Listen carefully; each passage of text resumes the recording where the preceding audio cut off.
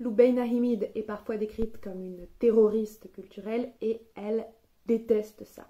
Ces termes, plutôt maladroitement choisis, veulent souligner la puissance de ses œuvres.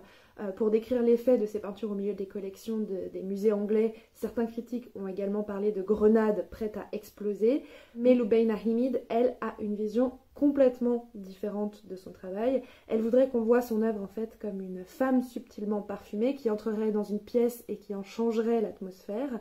Rien à voir donc avec la violence d'une grenade. Ces intentions, qui sont donc totalement pacifistes, ont cependant parfois été interprétées comme des déclarations de guerre, tant les questions qu'elle soulève, les sujets qu'elle met sur la table peuvent être inconfortables. Donc Loubaina Himid est anglaise, elle a 66 ans, elle travaille de façon acharnée depuis le milieu des années 70, mais il aura fallu plus de 40 ans au Royaume-Uni pour reconnaître qu'elle figure parmi les artistes les plus brillants de l'île. Elle a reçu en 2017 seulement le Turner Prize, qui est donc un prix qui a une importance immense en Angleterre. Et 2017, en fait, c'est l'année où le Turner Prize a décidé de supprimer la limite d'âge de 50 ans qui existait avant pour pouvoir recevoir le prix. Elle est donc la lauréate la plus âgée et aussi la seule femme noire à avoir reçu ce prix. Et depuis, elle enchaîne les expositions. On pourra notamment voir une grande rétrospective à la Tate en 2021, une rétrospective que j'ai pour ma part très hâte de voir. Loubaina Himid travaille donc depuis plus de 40 ans à rendre visibles ceux qui sont invisibles, à faire entendre d'autres histoires, d'autres récits que ceux de l'histoire officielle. C'est donc une artiste féministe. Elle a par exemple créé une installation géante, Vernet Studio, qui est une sorte de jeu. En fait, vous vous promenez entre des figures taille réelle en bois qui représentent des artistes femmes et on peut s'amuser dans cette installation à compter combien d'artistes on reconnaît et à vérifier si on ne s'est pas trompé en regardant leurs noms qui sont inscrits donc au dos des panneaux. Parmi celles dont je vous ai déjà parlé, il y a Frida Kahlo, Jenny Holzer, Barbara Kruger notamment. Vous reconnaîtrez aussi peut-être Artemisia Gentileschi, Elisabeth Vigée-Lebrun, Marie Cassatt, Georgia O'Keeffe. Et il y a aussi de nombreuses artistes noires dans cette installation, comme la sculptrice Edmonia Lewis, la géniale Betty Saar et la non moins merveilleuse Lorna Simpson. Ce dispositif, c'est un dispositif que vous connaissez maintenant, qui se rapproche de la démarche de Judy Chicago avec The Dinner Party. Il s'agit en fait de rendre un hommage à ces artistes, de reconnaître leur importance et leur influence, de transmettre leur nom, de créer en fait une discussion, d'intriguer les spectateurs, de les pousser à aller faire leurs recherches quand ils ne connaissent pas certaines des artistes nommés. La différence avec l'œuvre de Judy Chicago, c'est que déjà elle est beaucoup plus inclusive, beaucoup plus représentative de la diversité des créatrices et par ailleurs, cette fois-ci, les femmes ne sont pas représentées par des vulves sur une assiette et en fait chacun des panneaux de bois fait référence à l'œuvre de l'artiste en question. Loubaina Himid est féministe, mais elle ne s'identifie pas du tout à ces artistes féministes blanches qui veulent promouvoir un discours universel, donc un discours qui s'adresse à toutes les femmes, mais qui ont en fait échoué à inclure dans leur discours un certain nombre de femmes, et en premier lieu les femmes racisées, les femmes non hétérosexuelles et les femmes trans. Je vous avais déjà parlé du manque de diversité qui a beaucoup été reproché à Judy Chicago et en fait même les Guerrilla Girls qui pourtant sont anonymes et masquées ont reçu les mêmes critiques. Il y a quelques maladresses dans leur discours et dans leurs œuvres qui démontrent en fait qu'elles ne s'appliquent pas à elles-mêmes la même exigence en termes de diversité de représentation que celle qu'elles demandent aux institutions qu'elles critiquent. Le choix du masque de Gori par exemple, il est censé incarner pour les Guerrilla Girls la puissance, la férocité qui est refusée aux femmes, mais évidemment porter un masque de singe a une toute autre symbolique pour une femme noire. Il en va de même avec leur fameuse affiche Les avantages d'être une artiste femme. C'est une affiche qui a été revue et corrigée par le collectif Ridiculous, qui l'a transformée en Les avantages d'être une artiste lesbienne. Elles ont rayé donc un des avantages qu'avaient noté les Guerrilla Girls, qui est donc avoir la chance de consacrer tout son temps à son art quand ton mec te quitte pour une fille plus jeune. Elles l'ont rayé donc et elles ont commenté « fuck you ».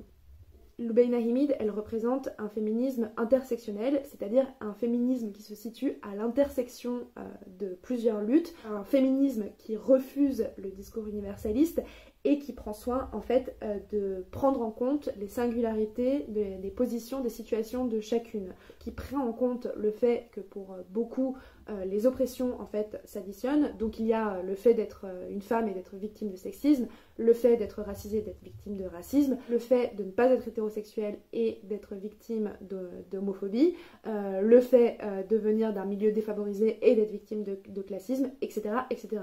Ces discriminations, elles ne font pas que s'additionner, elles créent en fait des situations particulières. Par exemple, quand on est une femme noire, on est victime de discrimination et de stéréotypes qui sont spécifiques aux femmes noires. La chercheuse Moya Bailey a même développé un terme spécifique, la misogynie noire, pour décrire ce à quoi les femmes noires doivent faire face, comme par exemple des stéréotypes spécifiques, la Black Angry Woman par exemple, donc la femme noire qui entre dans des colères irrationnelles pour un rien, la figure par exemple de la maman nourricière qui se dédie uniquement à l'éducation de ses enfants et surtout des enfants des autres.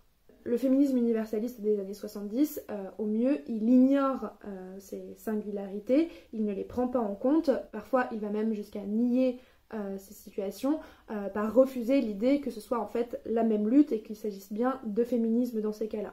Un grand nombre de femmes, donc les femmes racisées, les femmes lesbiennes, les femmes trans, ne se reconnaissent pas dans le discours universaliste, s'en sentent complètement exclues. Lubaina Himid en a parlé, elle a parlé du fait qu'en fait toute son œuvre consiste à créer un dialogue et qu'elle ne sentait pas qu'il puisse y avoir un dialogue avec ces féministes blanches. Lubaina Himid a expérimenté toute sa vie le racisme, le sexisme et dans une certaine mesure le classisme. Elle raconte volontiers en interview la dimension assez spectaculaire des discriminations qu'elle a vécues. En fait, elle est née d'un père tanzanien et d'une mère anglaise. En fait, sa mère avait suivi son père à Zanzibar où il était professeur, mais malheureusement, il est mort quelques mois après la naissance de Lubaina Himid. Elle a donc grandi avec les récits de sa mère qui lui parlait donc de son père, de la vie à Zanzibar, mais aussi de la mort de son père, de comment elle a accepté de suivre le traditionnel deuil qu'elle devait vivre seule, isolée du reste de la famille, juste avec sa fille pendant 40 jours et 40 nuits, et comment ensuite elle a quitté Zanzibar pour revenir à Londres avec son bébé. Elle a grandi donc en Angleterre dans un contexte où le seul endroit où elle pouvait voir un noir, c'était en regardant dans le miroir. C'est ce qu'elle dit. Il n'y avait pas de noir dans les médias, il n'y avait pas de noir à la télé, pas de noir dans les magazines. Tous les week-ends, sa mère, qui était textile designer, l'amenait voir de jolies choses, donc soit dans les magasins de mode, soit au musée. Et là encore, il n'y avait aucun noir, si ce n'est dans quelques tableaux où ils étaient représentés sous les traits d'esclaves. Lubaina Himid voulait être décoratrice pour le théâtre. Elle a donc fait une école de theater design. Dans cette école, il n'y avait que des hommes professeurs. Elles étaient une majorité de filles, une vingtaine de filles dans sa promo. Il n'y avait que 7 garçons. Et en fait, quand à l'issue de leurs études, les professeurs ont dû choisir des assistants parmi les personnes de sa promo, ils ont évidemment choisi les garçons.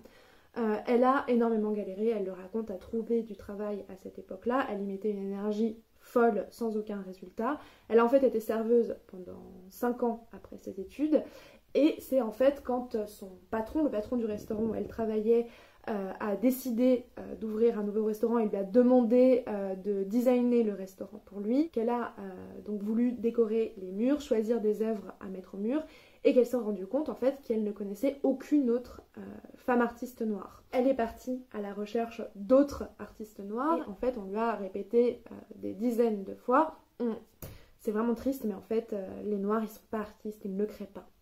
Lubaina Himid n'y a absolument pas cru, elle s'est lancée dans une gigantesque recherche, elle a envoyé dans le pays entier, dans toutes les associations qu'elle pouvait trouver, des petites lettres, des petits dossiers pour demander aux artistes noirs de la contacter et elle a évidemment découvert qu'au Royaume-Uni il y avait des tonnes d'artistes noirs, des hommes comme des femmes. Elle a donc repris ses études au Royal College pour écrire une thèse donc sur les jeunes artistes noirs britanniques. Et c'est à ce moment-là, donc on est au début des années 80, c'est à ce moment-là qu'elle a rencontré en fait le Black Art Movement, qui est donc un groupe d'artistes noirs composé notamment de Claudette Johnson, de Maud Salter, d'Eddie Chambers, Sonia Boyce, Rashid Arin bien sûr et bien d'autres. Et en fait, ce Black Art Movement, ce British Black Art Movement, il était exactement dans la même démarche qu'elle. L'idée c'était de se réunir, de s'organiser, d'unir les forces, d'établir des stratégies pour exister. Loubaina Hamid a réussi notamment à curater 3 expositions majeures dans les années 80, donc Five Black Women, The Thin Black Line et Black Woman Time No. Et toutes ne montraient que le travail d'artistes noirs. Elle n'est pas dupe en revanche sur le besoin de certains musées d'inclure des représentants de diversité, de minorités dans leur collection, à la fois pour des questions d'image et pour accéder à certains fonds, à certains financements. C'est ce qu'on appelle le tokenism, mais en fait le tokenism ça consiste à mettre en place un trompe-l'œil pour éviter les accusations de discrimination, et ça ne veut absolument pas dire mettre en place une véritable réflexion, une véritable politique d'inclusivité. En fait, elle a même réalisé une œuvre sur ce thème du tokenism, donc une œuvre qui s'appelle The Carrot Piece, qui évoque cette pratique. Tout son travail, pendant plus de 40 ans, a consisté à négocier avec cette pratique. Elle le dit, à glisser mon pied dans la porte et à voir combien de personnes je réussis à faire entrer avec moi. Et pour elle, rien n'a réellement changé aujourd'hui. Elle attend avec beaucoup de curiosité de voir la prochaine fois qu'une femme noire remportera le Turner Prize. Aujourd'hui, si elle est une artiste majeure, elle est aussi considérée comme une militante héroïque. Elle est devenue professeure pour devenir le mentor qu'elle n'a jamais eu, la mentor qu'elle n'a jamais eue. Elle continue à être tous les jours, quotidiennement, en contact avec les membres du Black Art Movement, à créer avec eux. Elle est aussi en contact avec toute la jeune génération d'artistes, mais aussi de chercheurs, chercheuses et curateurs, curatrices qui continuent à se poser ces questions de qui est représenté dans les musées, qui fait l'histoire de l'art, et tente de faire en sorte que ce ne soit plus uniquement les hommes blancs qui soient mis à l'honneur.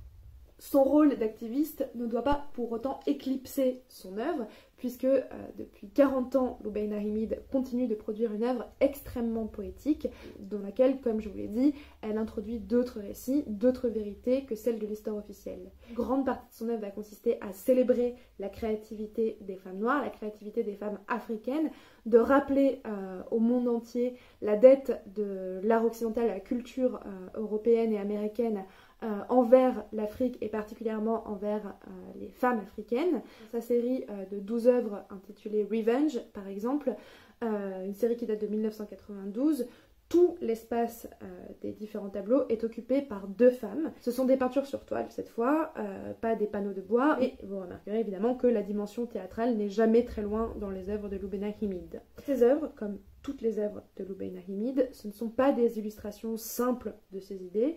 En fait, elles regorgent de symbolique, elles sont ouvertes à toutes les interprétations. Le but, c'est toujours de créer la discussion. Donc certaines œuvres répondent au canon du modernisme européen, comme celle-ci par exemple, qui est intitulée Carpet, donc tapis, et qui rappelle particulièrement l'œuvre de Matisse. Le titre suggère en fait le savoir-faire en matière textile des femmes de différentes régions d'Afrique, les techniques de tissage et les motifs de leurs tissus, donc certains motifs qui sont totalement abstraits, qui ont été inventés par ces femmes bien avant que plusieurs peintres européens revendiquent, déclarent avoir inventé l'abstraction. Et en fait, tous ces objets africains, ils ont été importés massivement en Europe au moment de la colonisation, et ils ont tant fasciné, ils ont tant inspiré, ils ont tant nourri les artistes européens qu'ils en ont créé un nouveau style qui était en rupture totale avec la tradition. Ils ont donc inventé le modernisme en allant puiser donc dans la créativité des artistes, des créateurs africains qu'ils qualifiaient à l'époque paradoxalement de primitifs. Loubaina Hamid, avec cette série d'œuvres, donc avec Revenge, elle donne un nouveau point de vue sur la place des femmes noires dans l'histoire. Un autre des tableaux de la série s'intitule Between the Two, My Heart is Balanced. Il fait en fait référence à une œuvre de Tissot, du peintre français qui vivait à Londres, Tissot, cette œuvre qui s'appelle Entre les deux, mon cœur balance. Que font les 2 femmes noires sur le bateau de Loubaina Hamid? Qu'est-ce qu'elles font au milieu de la mer? L'interprétation est ouverte. Entre les deux, on voit une pile de ce que j'ai longtemps pensé être des tissus colorés qu'elles apportaient avec elles dans leur bateau. Loubaina Hamid les a décrits en fait comme étant des cartes maritimes par exemple, des cartes qui sont les outils de pouvoir et de domination des colonisateurs. Ces cartes, les 2 femmes sont occupées à les réduire en morceaux et à les jeter à la mer. Et Loubaina Hamid a beaucoup ri du fait qu'on ait parlé de ces 2 femmes comme 2 amies, 2 alliées, 2 sœurs, quand en fait il s'agit de 2 amantes, puisqu'il s'agit en fait d'une représentation d'elle-même et de sa compagne de l'époque, qui sont donc occupées à déchirer en petits morceaux les outils d'oppression. Cet amour lesbien entre femmes noires, donc un sujet qui n'est absolument jamais représenté dans l'histoire de l'art. On le retrouve aussi dans une autre œuvre, Freedom and Change, qui date de 1984 cette fois-ci. Les boucles d'oreilles en fait des protagonistes sont, de ce que j'ai lu, un signe d'appartenance à la communauté lesbienne.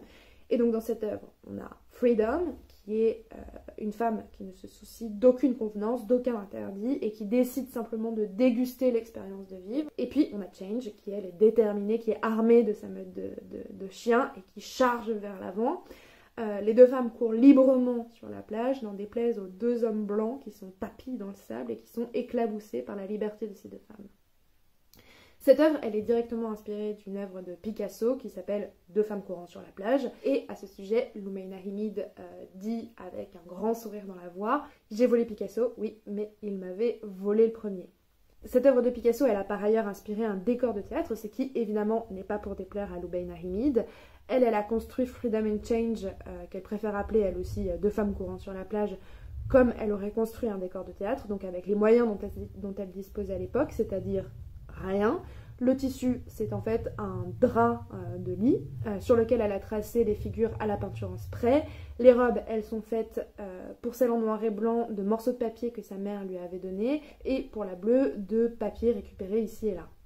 Elle dit qu'en fait qu'elle a failli jeter cette œuvre après l'exposition dans laquelle elle l'a exposée la première fois, comme elle le faisait avec tous les décors de théâtre. Heureusement, cette œuvre a été conservée et elle fait aujourd'hui partie de ses œuvres les plus emblématiques. Je ne peux évidemment pas vous retracer 40 ans de création artistique de Loumeina Hamid dans cette vidéo qui va être déjà très longue, mais je ne peux ne pas vous parler de Naming the Money, qui est une installation monumentale qui date de 2004. En fait, la lointaine inspiration pour cette pièce, c'était un tableau que Loumeina Hamid avait vu des années auparavant, où en fait on voyait des esclaves qui étaient utilisés comme monnaie d'échange entre la France et l'Espagne. Et en fait, ces esclaves avaient, elle le dit, un panneau dans la main, un panneau type « Je m'appelle Jean-Paul et je joue du luth ». Ici, pour cette installation, elle a créé 100 figures en bois, 100 figures entre lesquelles on peut circuler. Chaque personnage est habillé de façon différente, peint de façon différente. On lit derrière chacun des panneaux de bois et on entend également dans la pièce la présentation de ces différentes personnes, toujours avec la même structure. Par exemple, je m'appelle Assisa, il m'appelle Sally, j'aimais travailler l'argile, maintenant je balaie la cour, mais j'ai la boue. Ou mon nom est Panda, il m'appelle Polly, je peignais des boucliers, maintenant je lave le sol, mais j'ai les motifs. C'est évidemment une installation très impressionnante, pleine d'émotions. Et en fait, Loumeina Hamid, dans son œuvre comme dans son discours, elle ne parle jamais d'esclaves ou elle ne parle jamais de réfugiés, de migrants. Elle nomme les personnes, elle leur donne une dignité. Elle raconte toujours l'histoire d'un autre point de vue. Et quand elle va aborder la question de l'esclavage, elle ne va jamais montrer l'inhumanité de l'esclavage. Elle ne va jamais montrer des hommes et des femmes noires dans des conditions indignes. Elle raconte vraiment toujours l'histoire d'un autre point de vue, celui de personnes dignes qui ont un nom, qui ont une identité. Mais cette œuvre, donc Naming the Money, elle ne s'adresse pas qu'aux descendants d'esclaves, elle s'adresse à tout le monde. Elle parle en fait de qui on est, de comment on nous définit, mais aussi du fait que quoi que la vie nous fasse, enfoui en nous, pour nous seuls, il existe toujours ce qui fait notre individualité, notre vérité, la façon dont on a décidé seul de se définir. J'ai choisi de vous parler de Loumeina Hamid pour conclure ce cycle sur le féminisme parce que c'est une artiste sur laquelle j'avais très envie de faire de plus amples recherches. Je savais qu'elle avait abordé énormément de sujets que je voulais aborder dans ses vidéos. Je vous mettrai en dessous de cette vidéo la référence d'un podcast, notamment de The Great Women Artist, qui revient en longueur et en profondeur sur son travail. Étant donné que j'avais parlé uniquement d'artistes américaines dans ce cycle sur le féminisme, ça aurait été plus logique que je vous parle d'une artiste américaine, afro-américaine, qui se revendique aussi de ce féminisme intersectionnel. Il y en a beaucoup, ça aurait été très difficile de choisir. Je me suis dit en fait que je consacrerais un peu plus tard un cycle entier à ces artistes africaines-américaines. Et en me disant ça, je me suis aussi dit que ce serait pas mal peut-être de faire la même chose pour les artistes françaises. Et là, je me suis rendu compte avec pas mal de honte que je connaissais extrêmement peu d'artistes françaises racisées. Des américaines, des anglaises, je peux en citer des dizaines, des françaises. Depuis les années 2000, j'en compte peut-être quelques-unes sur les doigts de mes deux mains, mais avant les années 2000, actives au XXe siècle, là, je n'en connais quasiment aucune. En fait, la différence, c'est qu'aux États-Unis et en Angleterre, leurs histoires ont été écrites, elles ont été montrées, elles ont été relayées. Ces femmes ont créé un espace pour elles et elles ont eu des alliés qui les y ont aidées. Et en fait, une des grandes différences avec ces pays, c'est qu'en France, on continue à revendiquer un humanisme universaliste qui prendrait en compte l'ensemble des humains de la planète et du coup voir les couleurs ou voir le genre des personnes ce serait quelque chose de mal. Le problème c'est que cet humanisme universaliste, il a été écrit par des hommes blancs. Il se trouve qu'il y a des personnes qui ne se reconnaissent ni comme étant hommes ni comme étant blancs, qui ont d'autres récits, d'autres vérités à apporter. Et en France, l'idée de créer une communauté, de se revendiquer d'une communauté, de s'organiser en tant que communauté, est vue comme quelque chose d'extrêmement négatif, comme une tentative de séparatisme, comme quelque chose de dangereux qui nuirait à l'intégrité de la France. Le problème, c'est que du coup, ces autres discours, ces autres voix, elles restent inaudibles, ces personnes restent invisibles, et il ne reste qu'un discours dominant. Et c'est ce qui explique en grande partie que je sois incapable de citer plus d'une quinzaine d'artistes arabes ou kabyles, peut-être une dizaine d'artistes asiatiques, et alors des femmes noires, j'en connais peut-être 3, 4, 5 maximum, quoi. Donc ce que je voulais vous demander, c'est même si on va être taxé de séparatiste ou de vouloir ghettoiser les artistes non blancs, je voulais vous demander donc de contribuer, qu'on essaye de travailler tous ensemble à mettre en lumière les artistes racisés en France, les femmes artistes racisées en France.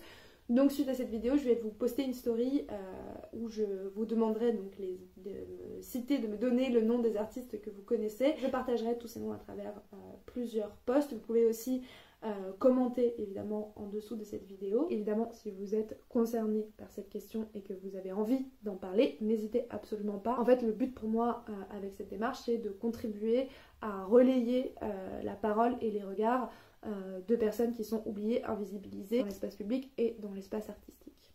Et pour ce qui est des prochaines vidéos, on en a fini avec ce cycle sur le féminisme qui aurait pu durer des mois et des mois, mais on va passer à un autre sujet. Je vais prendre une semaine pour finir mes recherches sur ce sujet. J'ai très hâte d'écrire, de tourner et surtout de vous diffuser cette prochaine série. Je pense qu'elle devrait vous plaire. J'ai très hâte déjà d'avoir vos retours. Donc à dans 2 semaines en vidéo et à tout de suite en story, en DM, en commentaire. N'oubliez pas de partager la vidéo si vous l'avez appréciée, si elle vous semble importante. Et prenez soin de vous, prenez soin des autres. Ciao!